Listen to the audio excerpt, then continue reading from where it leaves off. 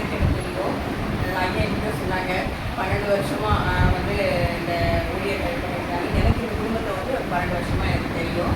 ஆனால் நான் வந்து சிஎஸ்ஐ சபையை சேர்ந்தேன் நான்.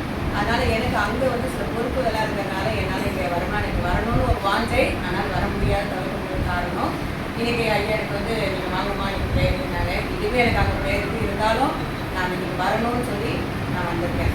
அடுத்தது வந்து எனக்கு ஒரு 20 வருஷமாக எரண்யா ப்ராப்ளம் இருக்குது. என்னோடய பேர் பிசிலா. நான் வந்து ஒரு ஸ்கூலில் டீச்சராக ஒர்க் பண்ணுறேன் அத்திப்பட்டில். எனக்கு வந்து 98 கல்யாணம் ஆச்சு. 99 பெரியவங்க பிறந்தான். 2005 சின்னவன் பிறந்தான். அதுக்கப்புறமேலுக்கு எனக்கு இந்த எரண்யா வந்து அது எதனால் வந்தது இனி வரைக்கும் எனக்கு தெரியவே இல்லை. அப்புறமேட்டு எனக்கு அது ஒரு வழியோ ஒன்றுமே இல்லாமல் தான் நானும் இருந்தேன். அதே மாதிரி 2010 வந்து எனக்கு இது பண்ணிடணும். இந்த தொப்புள் வந்து எனக்கு வெளியில் தான் இருக்கும். எனக்கு இது பண்ண சார்.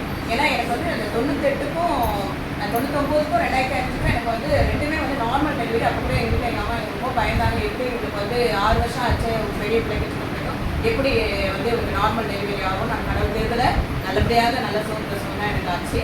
அதுக்கப்புறமேட்டு இந்த எரண்யா ப்ராப்ளம் வந்த பிற்பாடு எப்படி ஏற்பாடுன்னு எனக்கும் தெரியல. எனக்கு இதுக்கு ஆப்ரேஷன் என் உடம்புல ஒரு கற்றுப்படாதனால எனக்கு ஒரு பயம் திகில். எப்படி நம்ம ஆப்ரேஷன் வந்து திருப்பி நம்ம பழையபடியே நடக்க முடியுமா, நம்மளால் வேலை செய்ய முடியுமா அப்படின்ற ஒரு பயத்திலேயே வந்து சரி 2010 எங்கள் ஹஸ்பண்ட் என்ன பண்ணாங்க, செட்டிநாடு ஹாஸ்பிட்டல் எனக்கு கொண்டு போனாங்க. கொண்டு போகும்போது அப்போது போயிட்டு எல்லாம் முடிஞ்சு எனக்கு அனஸ்தீசியா கொடுக்க போகிறாங்க. அந்த நேரத்தில் எனக்கு வந்து ஒரு ப்ரெஷரும் சுகரும் எனக்கு அதிகமாகிடுச்சு. அப்போது டாக்டர் நர்ஸ் இன்னும் கொஞ்சம் நேரம் பார்க்கலாம், எப்படி இருக்குதுன்னு பார்த்துட்டு நம்ம வந்து ஆப்ரேட் பண்ணலாம் அப்படின்னு சொன்னாங்க. அப்போது பார்த்துட்டு எனக்கு அது குறையவே இல்லை. பயம் எல்லாம் அப்படியே ஆப்ரேஷன் பண்ணி போடாது இதெல்லாம் பார்த்தோன்னா எனக்கு ரொம்ப பயம் வந்ததுனால அவங்க சொல்லிட்டாங்க, இல்லை நம்ம நெக்ஸ்ட் டைம் பார்க்கலாம், எனக்கு ரொம்ப பயப்படுறாங்க, இந்த மாதிரி இதில் வந்து நம்ம வந்து எங்களுக்கு ஆப்ரேட் பண்ண முடியாது அப்படின்னு சொல்லிட்டாங்க. அப்புறம் அதே மாதிரி 2012 அதே மாதிரி எனக்கு இதுக்கு எஸ்ஆர்எம் கொடுத்து போனாங்க, பண்ணிடலாம் இதை இப்படியே வச்சுருந்தா இப்படி அப்படின்னு சொல்லிட்டு. சரி அப்போ அங்கே போகும்போது இதே எனக்கு பயம் தான் எனக்கு. அதனால் என்னால் பண்ணவே முடியல. சரி நான் விட்டுட்டேன். அதோட 2012 நான் விட்டுட்டேன். உங்களுடைய சித்தர் ராஜா நீங்கள் எதனால் இதை கொடுத்தீங்கன்னா இன்னி வரைக்கும் எனக்கு இந்த வழியும் இல்லை, இதே மாதிரி நீங்கள் எவ்வளோ நாள் இந்த வழி நடத்துறீங்க, நீங்கள் நடத்துங்க சாமி அப்படின்னு சொல்லிட்டு நான் என்ன பண்ணிட்டேன், நான் விட்டு அப்படியே நானும் என்னோட வேலைகளால் நான் எப்பொழுதும் கூட நல்லா இருந்தேன். இப்போ 2025 என்னாச்சு, எனக்கு அக்டோபர் மாதம் 10ஆம் தேதி ரொம்ப எனக்கு பெயின். ஸ்கூலில் கிளாஸ் எடுத்துகிட்டே இருக்கேன், என்னால் தாங்கவே முடியல, காலெல்லாம் வலிக்குது, என்னால் நிற்க கூட முடியல. அப்புறம் நான் என்ன பண்ணேன், சரின்னு சொல்லிட்டு லீவ் போட்டு ஆஃப்டே வீட்டுக்கு வந்துட்டேன். வந்துட்ட பிற்பாடு ரொம்ப என்னால் இந்த பக்கம் வந்து அப்படியே வீங்கி போயிட்டு எனக்கே நல்லா தெரியும், இழுத்து பிடிச்சிட்டு நல்லா தெரியுது, என்னால் ஒன்றுமே பண்ண முடியல. அப்புறம் சரி நான் டாக்டர்கிட்ட போனேன். டாக்டர் என்ன சொன்னாங்க, இல்லைம்மா இது ரொம்ப 20 வருஷம் வச்சுருக்கேன்னு சொல்கிறீங்களே, எப்படி தான் நீங்கள் இதை தாங்குனீங்க நீங்கள் அப்படின்னு கேட்டாங்க. தெரியல சார், எனக்கு ரொம்ப இப்போ தான் பெயினாக இருக்குது அப்படின்னு. இல்லை இது பண்ணுறோம், இது வந்து ரொம்ப ரிஸ்க்காக இருக்குது, அதனால் பண்ணி தான் ஆகணும், ஆப்ரேஷன் பண்ணி தான் ஆகணும் அப்படின்ற சூழ்நிலைக்கு இதுவாச்சு. சரின்னு சொல்லிட்டு எங்கள் ஹஸ்பண்ட் அவங்க சொன்னாங்க, கண்டிப்பாக நான் பண்ணிக்கிறேன், இந்த வருஷம் நான் கண்டிப்பாக ஆப்ரேஷன் பண்ண முடியல அப்படின்னு சொல்லிட்டு. அதுக்கப்புறமேலுக்கு என்ன பண்ணேன், நவம்பர் 1ஆம் தேதி சர்ச்சுக்கு போயிருந்தேன். அப்போது எனக்கு இந்த 25ஆவது வருஷம் எங்கள் சர்ச்சில் வந்து வாக்குத்தத்தம் என்ன வந்ததுன்னா, எரேமியா வந்து 46 நாளில் வந்து நான் உன்னை தாங்குவேன், சுமப்பேன், தப்புப்பேன் வந்தது. அப்போ நான் நினச்சேன், சாமி நீங்கள் எனக்காகவே இந்த வசனம் நீங்கள் கொடுத்துருக்கீங்க போல அப்படின்னு நான் நினச்சிருந்தேன். எனக்கு என்ன நீங்கள் காரியம் வச்சுருக்கீங்க தெரியப்பா அப்படின்னு. அதே மாதிரி நவம்பர் 1ஆம் தேதி நான் சர்வீஸ்க்கு காலையில் 6:30 சர்ச்சில் சர்வீஸ் காலையில் போயிருந்தேன். அந்த பெயினோடு தான் நான் போயிருந்தேன். அப்போ போகும்போது அவங்க அப்போ எனக்கு எங்கள் பாஸ்டர் சொன்னாங்க, இந்த மாதிரி நான் உடனே பத்திரமாய் பார்த்துக்கொள்வேன்னு சொல்லிட்டு சொன்ன வசனம் வந்தது.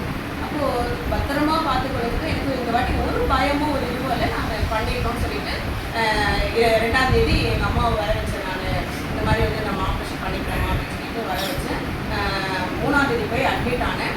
அட்மிட் ஆகிட்டு அன்றைக்கி ஃபுல்லாக எனக்கு எல்லா ஸ்கேனு ப்ளட் டெஸ்ட் எல்லாமே காலையிலேருந்து சாயங்காலம் வரைக்கும் எனக்கு எல்லாமே எடுத்தாங்க. எடுத்ததில் எனக்கு எல்லாமே நார்மலாக இருந்தது. சுகர் இருக்குது, பிபி இருக்குது, எல்லாம் இருக்குது. பட் கடவுள் எந்த ஒரு இதுவும் இல்லாமல் எல்லாமே எனக்கு நார்மல் அப்படின்னு சொல்லிட்டு நைட் 9:30 மணிக்கு எனக்கு வந்து டாக்டர் சொல்கிறாங்க, இந்த மாதிரி வந்து உங்களுக்கு நாளைக்கு மார்னிங் 6 o'clock உங்களுக்கு ஆப்ரேஷன் பண்ணணும் அப்படின்னு சொன்னாங்க. அப்படி சொல்லும்போது நான் பயந்துட்டேன். சிலர் என்னை பயமுறுத்துட்டாங்க. என்ன சொன்னாங்க, இந்த பேக்கில் தான் இன்ஜெக்ஷன் பண்ணுவாங்க, அது ஆனால் அவங்க பண்ணுறதெல்லாம் ஆப்ரேஷன் நல்லா தெரியும் நம்மளுக்கு அப்படிலாம் சொல்லும்போது என்னப்பா எஸ்ப்பா இதெல்லாம் நம்மளுக்கு அந்த நேரத்தில் ஏதாவது ப்ரெஷர் டிஸ்டாக எடுத்து வலி வந்துடுமோ, அனஸ்தீசியா கொடுத்து நம்ம பார்த்து போயிட்டு நிறைய டாக்டர் என்ன சொன்னாங்க, இந்த மாதிரி வந்து உங்களுக்கு வந்து ஃபுல் அனஸ்தீஷியா தான்மா, அதனால் உங்களுக்கு ஒன்றுமே தெரியாது, லேப்ரோஸ்கோப்பில் தான் பண்ண போகிறோம் அப்படின்னு சொல்லி சொன்னாங்க. அப்புறமேட்டு சரி ஓகே கடவுள் நன்றி சொல்லிட்டு நான் போய் ரொமான்னு சொன்னோமா, கடவுள் வந்து ஆதாவுக்கு எப்படி அயர்ந்து நித்திரை கொடுத்தாரோ அதே மாதிரி அயர்ந்து நித்திரை கொடுத்து எனக்கு எதுவுமே நான் போகிறதும் தெரியக்கூடாது, வரதும் தெரியக்கூடாது. ஏசப்பா எனக்கு நீங்கள் நல்லபடியாக பத்திரமா கொண்டு போயிட்டு பத்திரமா கொண்டு வருவேன்னு சொல்லியிருக்கீங்க, அதன்படி நீங்கள் எனக்கு நீங்கள் செய்யணும் அப்படின்னு சொல்லிட்டு நான் ஜோம் பண்ணிட்டு படுத்துட்டு காலையில் 6 மணிக்கு 5 மணிக்கே என்னை வந்து எல்லாம் ரெடி பண்ண ஆரம்பிச்சிட்டாங்க. பண்ணிவிட்டு நான் ஆப்ரேஷன் தேட்டர் போய் போனேன். அப்போவும் எனக்கு எதுவும் இல்லை.